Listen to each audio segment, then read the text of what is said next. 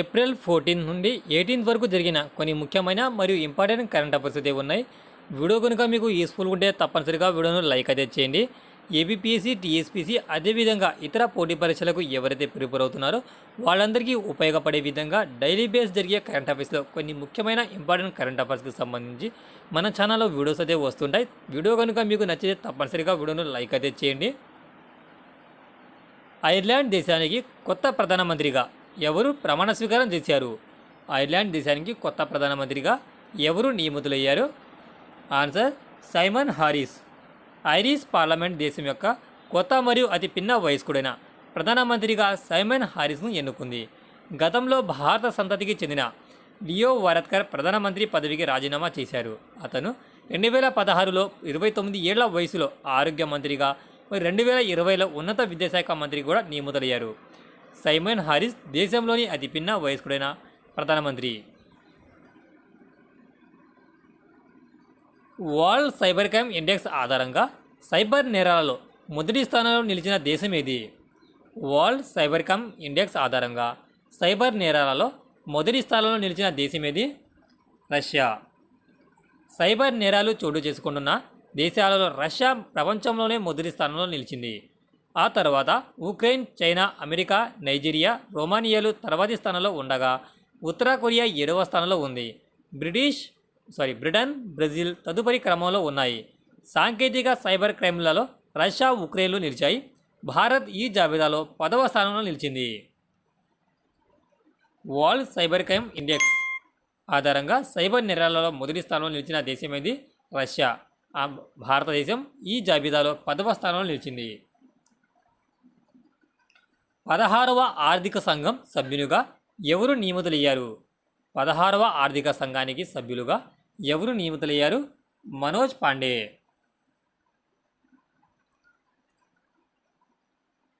Paris ఒలింపిక్స్లో అథ్లెటిక్స్లో బంగారు పతక విజేతలకు వరల్డ్ అథ్లెటిక్స్ ఎన్ని US$ ప్రదానం చేయనున్నది?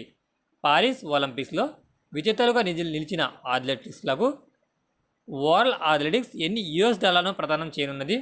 $50,000. పారిస్ ఒలింపిక్స్ అథ్లెటిక్స్లో బంగారు పథకం సాధించిన విజేతలకు వరల్డ్ అథ్లెటిక్స్ $50,000 బహుమతిగా అందజేయనున్నది. ప్రపంచ అథ్లెటిక్స్ ఒలింపిక్ క్రీడల ఈవెంట్ ప్రైజ్ మనీ ప్రకటించింది. ఇదే తొలిసారి. పారిస్ ఒలింపిక్స్లో అథ్లెటిక్స్ విభాగంలో బంగారు పతకాలు సాధించిన విజేతలకు వరల్డ్ అథ్లెటిక్స్ ఎన్ని US$ ప్రదానం చేయనున్నది? $50,000. WHO యొక్క 2024 గ్లోబల్ హెపటైటిస్ నివేదిక ప్రకారం హెపటైటిస్ B మరియు C కేసులలో భారతదేశం ప్రపంచవ్యాప్తంగా ఏ స్థానంలో నిలిచింది?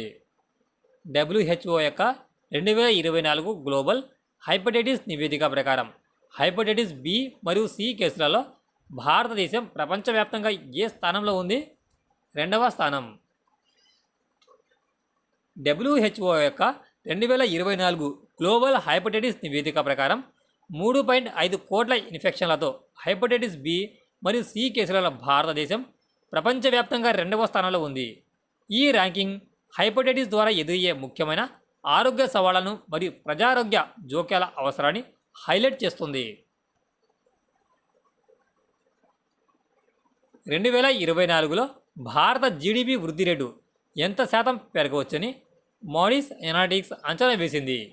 2024 ఆర్థిక సంవత్సరంలో భారత వృద్ధి రేటు ఎంత శాతం వరకు పెరగవచ్చని మోడీస్ ఎనాలిటిక్స్ అంచనా వేసింది? 6.1%. 2024లో భారత GDP 6.1% వృద్ధి చెందవచ్చని మోడీస్ ఎనాలిటిక్స్ అంచనా వేసింది. 2023లో నమోదైన వృద్ధి కంటే ఇది చాలా తక్కువ. US ఇండియా ట్యాక్స్ ఫోరం అధిపతిగా ఎవరు నియమితులయ్యారు? US ఇండియా ట్యాక్స్ ఫోరం అధిపతిగా ఎవరు నియమితులయ్యారు? Tarun Bajaj.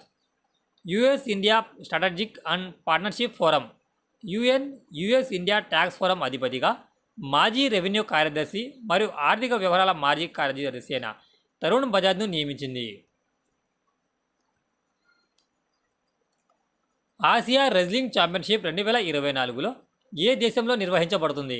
Asia wrestling championship 2024 ఏ దేశంలో నిర్వహిస్తున్నారు? కర్గిస్తాన్. ఆసియా రెజ్లింగ్ ఛాంపియన్షిప్ 2024 కర్గిస్తాన్లోని బిష్కెక్లో జరగనున్నది. ఈ ఛాంపియన్షిప్లో పురుషుల ఫ్రీస్టైల్లో 57 కేజీల విభాగంలో భారత్కు చెందిన ఉదిత్ రజత పథకాన్ని సాధించాడు. భారతీయ సైన్యం యాంటీ ట్యాంక్ గైడెడ్ మిసైల్ శిక్షణ వ్యాయామంను ఎక్కడ నిర్వహించింది? భారతీయ సైన్యం యాంటీ ట్యాంక్ గైడెడ్ మిసైల్ శిక్షణ వ్యాయామంను ఎక్కడ నిర్వహించినది? అరుణాచల్ ప్రదేశ్. భారత సైన్యం సిక్కింలో యాంటీ ట్యాంక్ గైడెడ్ క్షిపణి శిక్షణ వ్యాయామాన్ని నిర్వహించింది. డబ్ల్యూటీఓ నివేదిక ప్రకారం 2023లో భారతదేశం యొక్క డిజిటల్ సేవల ఎగుమతుల విలువ ఎంత? డబ్ల్యూటీఓ నివేదిక ప్రకారం 2023లో భారతదేశం యొక్క డిజిటల్ సేవల ఎగుమతుల విలువ ఎంత? $257 బిలియన్. భారతదేశం యొక్క డిజిటల్ సేవల ఎగుమతులు 2023లో 257 బిలియన్లకు చేరుకున్నాయి. ఇది చైనాను అధిగమించింది. యూనివర్సిటీ గ్రాండ్ కమిషన్ యూజీసీ సభ్యునిగా ఎవరు నియమితులయ్యారు? సచిదానంద మహంతి. ప్రపంచంలోని అతిపెద్ద పునరుత్పాదకత ఇంధన పార్కును అదానీ గ్రీన్ ఎనర్జీ భారతదేశంలోని ఏ రాష్ట్రంలో నిర్మిస్తుంది? గుజరాత్. అదానీ గ్రీన్ ఎనర్జీ గుజరాత్లోని కచ్ జిల్లాలోని కవ్డాలాలో ప్రపంచంలోని అతిపెద్ద పునరుత్పాదకత ఇంధన పార్కును నిర్మిస్తుంది. 538 చదరపు కిలోమీటర్లను విస్తరించి ఉన్న ఇది మొత్తం 30 గిగావాట్ల సామర్థ్యాన్ని కలిగి ఉంటుంది. జిగ్ అనే కొత్త గోల్డ్ బ్యాక్డ్ కరెన్సీని ఏ దేశం విడుదల చేసింది? జింబాబ్వే. డిజిటల్ పరికరాలను సమకాలీకరించడానికి ఏ దేశం తన సొంత అణు గడియారాలను దేశవ్యాప్తంగా అమలు చేస్తుంది? డిజిటల్ పరికరాలను సమకాలీకరించడానికి ఏ దేశం తన సొంత అణు గడియారాలను దేశవ్యాప్తంగా అమలు చేస్తుంది? భారతదేశం. భారతీయ ప్రామాణిక సమయం ISTతో డిజిటల్ పరికరాలను సమీకరీకరించడానికి భారతదేశం తన సొంత అణు గడియారాలను అమలు చేస్తుంది. సమయ పాలన, మౌలిక సదుపాయాలు మరియు జాతీయ రక్షణ సామర్థ్యాలను ఇది మెరుగుపరుస్తుంది.